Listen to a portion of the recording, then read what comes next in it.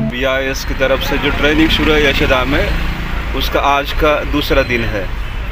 दूसरे दिन के एक्टिविटी के बारे में सर आपको बोलना है। सबसे पहले आपके लैब विजिट है, एक पानी की लैब विजिट करेंगे हम। अच्छा। आपको प्रैक्टिकली नॉलेज मिलेगा कि हम अगर कोई मार्किंग दी जा रही है तो उसके पीछे कितने रीजंस हैं। अच्छा। किस तरीके से टेस्टिंग होती है। हाँ। और टेस्टिंग के बाद किस तरीके से प्रोडक्ट आपका मार्केट में आ रहा है। अच्छा। और उसके पीछे लैब की क्या इंपॉर्टेंस है। अच्छा। फिर उसके बाद सेकंड हाफ में हम आफ्टर लंच एक 2 लेसन प्लान पे और चर्चा करेंगे, एक पेपर ब्लॉक और एक अंदर ओके शेड्यूल में है, और फिर आपके फीडबैक। अच्छा। कल का दिन भी अच्छा रहा, लर्निंग ऑफ स्टैंडर्ड्स वाया science.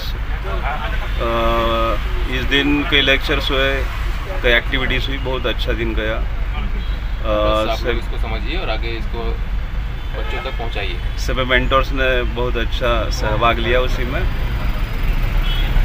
Okay sir, thank you.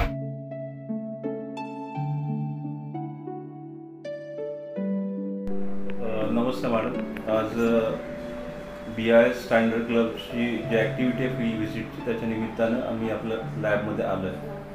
तर आपली जी मार्स लॅब आहे याच्याविषयी आणि एकंदरीत आपला जो प्रवास आहे याच्याविषयी सांगा। नमस्कार, मी डॉक्टर वसुधा केसकर, मी इथली मॅनेजिंग डायरेक्टर आणि फाउंडर।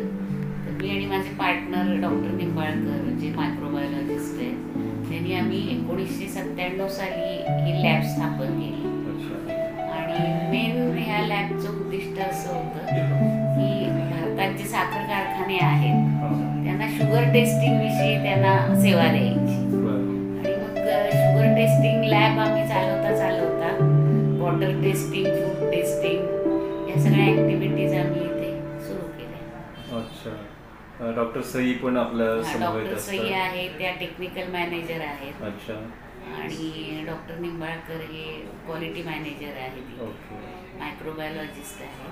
डॉक्टर सई या केमिकल इंजिनिअरिंगमध्ये PhD आहे, माझी PhD ॲनालिटिकल केमिस्ट्रीमध्ये। अशा सगळ्या ॲक्टिव्हिटीजमधले आम्ही डॉक्टरेट एकत्र आहोत इथं। अंडर वन रूफ सगळ्या सर्व्हिसेस, सगळ्याची तपासणी आपण ऑथेंटिक आणि जेन्युइन सर्व्हिसेस इथे मिळाल्या जातात। आमची लॅब त्याच्यासाठीच प्रसिद्ध आहे। अच्छा अच्छा। आणि आपण BIS ची सॅम्पल्स पण आपण इथे टेस्ट हो, BIS ची सॅम्पल्स करतो। FSSAIचं अप्रूव्हल आहे।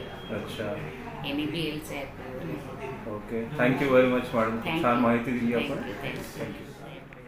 अच्छा। तसंच FSSAI food safety and standard authority of India हे सुद्धा गव्हर्नमेंटचं अप्रूव्हल आम्हाला आहे। NABLचं अप्रूव्हल आहे। आणि विशेष म्हणजे ही लॅब शुगर टेस्टिंगमध्ये एक्सपर्ट आहे। शुगर टेस्टिंग हा आमचा मेन पोर्टफोलिओ आहे। पेप्सिकोला वगैरे या ज्या कंपन्या आहेत या टेस्टिंग आपल्या इथं, पेप्सी आणि कोका कोला या 2 कंपन्यांना जी साखर लागते ती साखर ते विकत घेण्यापूर्वी इथं त्याचं टेस्टिंग होतं। आणि हे आम्हाला ग्लोबल अप्रूव्हल आहे। आता BISचं कसं नॅशनल आहे, तसं शुगरसाठी आम्हाला जागतिक मान्यता आहे। जवळजवळ 25 पेक्षा जास्त देशातून साखर इथे तपासायला येते पेप्सी आणि कोकसाठी।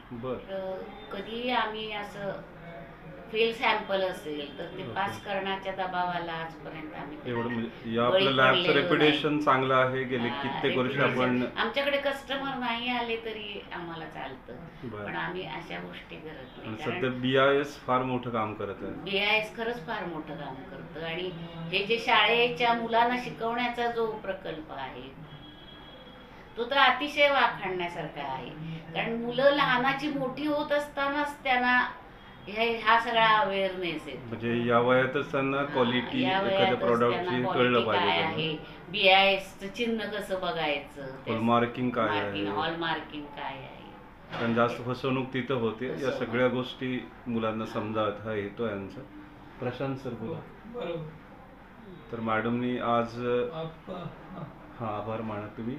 या ठिकाणी BISच्या माध्यमातून आम्ही तुम्हाला व्हिजिट दिली कंपनीला, आपल्या लॅबला। आणि अतिशय सुंदररित्या आम्हाला सर्व लॅब आपल्या स्टाफने दाखवली।